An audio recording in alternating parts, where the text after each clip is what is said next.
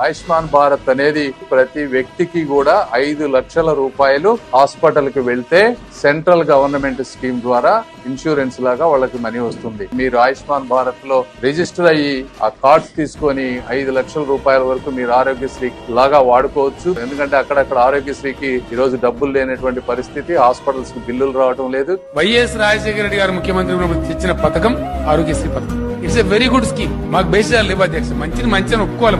ఆయన ముఖ్యమంత్రి ఉన్నప్పుడు ఆయనకు ఆలోచన వచ్చింది, మంచి ఆలోచన చేసినాడు. It's a very good scheme. ఇప్పుడు ఆ కేంద్రం పెట్టిన ఆయుష్మాన్ భారత్ కంటే ఇది ఎన్నో రెట్లు మెరుగైన పథకం. ఈరోజు ఆరోగ్యశ్రీని పేదవాడికి మరింత చేరువ చేస్తూ వైద్యం కోసం ఏ పేదవాడు కూడా అప్పుల పాలయ్యే పరిస్థితి ఏ పేదవాడికి ఉండకూడదు అన్న తలంపు తాపత్రయంతో ఈరోజు వైఎస్ఆర్ ఆరోగ్యశ్రీ ఉచిత వైద్యం పరిమితిని 25 లక్షలకు పెంచుతూ ఒక చారిత్రాత్మక నిర్ణయం తీసుకోవడము,